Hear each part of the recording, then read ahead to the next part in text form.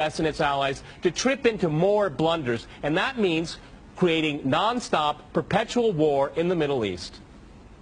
Well, I'm going to make this interesting and disagree with everyone. Okay. I do not accept the premise, which probably isn't too much of a surprise, but nonetheless, I reject the premise that the whole point of the so-called war on terror or investing in the Mujahideen was to somehow fight terrorism or to make a better world. I would argue that if you really want to know what's happening with Middle Eastern policy, then you must read Oded Yanan's A Strategy for Israel in the 1980s. Now, in that document, which is pretty much being played out to a T right now and has been for many years, there were serious objectives for Israel. And Israel's main objectives were to expand and grow in line with the Greater Israel Project. And in order for it to do that, there would need to be an excuse to justify the expansion of Israel, and in order to do that, we would have to sow the seeds of sectarian hatred and violence in the region. The number one target of this plan was Iraq. We've achieved that. That's not a failure. That's actually a success. Iraq is a failed state largely. It is an absolute basket case. Sectarian hatred is absolutely insane. We see the beheadings and all of this madness, and we think it's a disaster. No, it's not at all. In fact, it's all part of the plan to break up Iraq into 3 different states.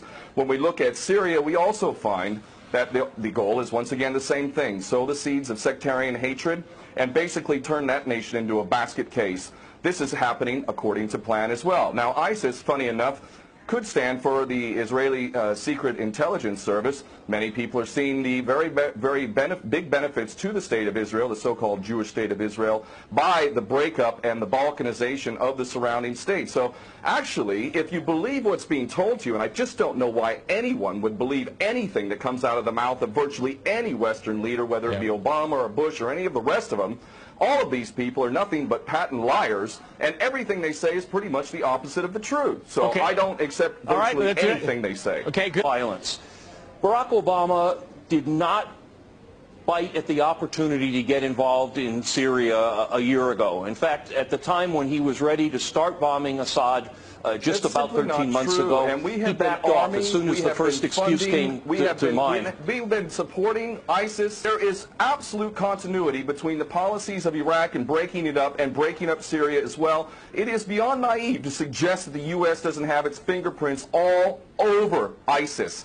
In fact, tell me this: why has ISIS never once, or al-Nusra Front or al-Qaeda, not once have they attacked Israel? In fact, ISIS militants are getting medical attention in the Golan Heights and in Israel itself. What does that tell you?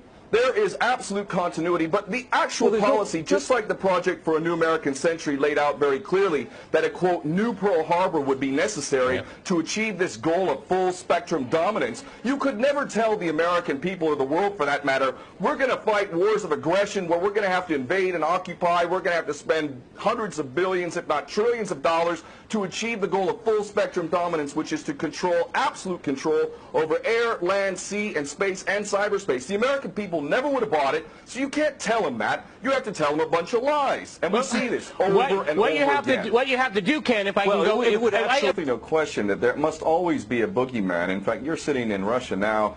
For 50 years plus, we were fighting this Cold War that really was an absolute charade to begin with. There never really was a threat of a Soviet invasion. And for decades, we spent insane amounts of money developing nuclear weapons to the point of really completely, totally collective insanity. And here we sit today in a world that threatens a third world war with a policy that is clearly intended to totally destroy Syria. Let's see what happens. If we take Bashar al-Assad out of the equation in Syria, does anybody with half a brain not understand that that vacuum that's going to be created is going to be a vacuum filled by the most powerful interests there? And who is that right now? Well, that would be our best friends and allies, these little Frankenstein monsters that we create, whether it's al-Qaeda or al-Nusra Front or the latest ISIS monster that we've created. Those are the ones that are going to fill that vacuum, and that fits perfectly in line with Oded Yanan's A Strategy for Israel in the 1980s. And if these other two gentlemen haven't read that document, I seriously suggest you do. Another thing that's really worthy of pointing out is the so-called Islamic State is anything but Islamic. And yes, there is a war on Islam. Islam is very understood by many Muslims around the world to be absolutely 100% forbidden for you to forcibly convert somebody to Islam or kill them.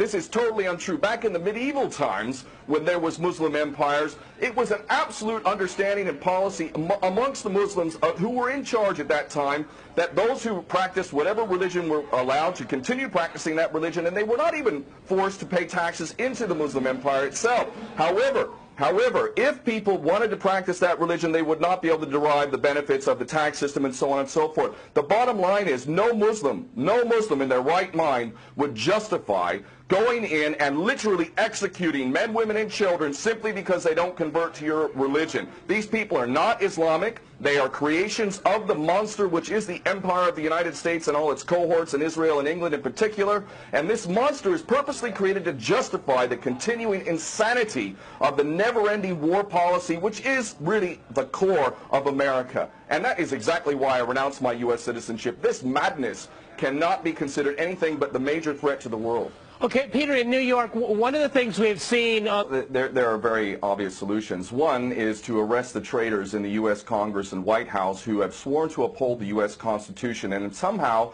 the American people have sat by while the President has afforded himself the power to execute anyone, anywhere, anytime, for any American citizen to be detained without any due process of law, no representation, incognito, and theoretically he could be condemned to death by a military tribunal in secret and executed. All of this operating under supposedly the United States Constitution. So all of these traitors need to be arrested first and foremost. When Netanyahu came to the Congress a couple years back, he received 29 standing ovations by these cowardly chicken hawk traitors. So the American patriots need to stand up and grab a pair and ultimately have some integrity and get rid of these traitors. Secondly, cut off all funding to Israel. Israel is a pariah state, a criminal state. It is committing active policies of genocide by the legal definition of the word according to Black's Law Dictionary. That country needs to be cut off right now. All of their attention needs to turn inward. Stop your little empire endeavors and full spectrum dominance and all of this sort of madness. Start taking care of your infrastructure back home. Start taking care of the American citizens who have worked their whole lives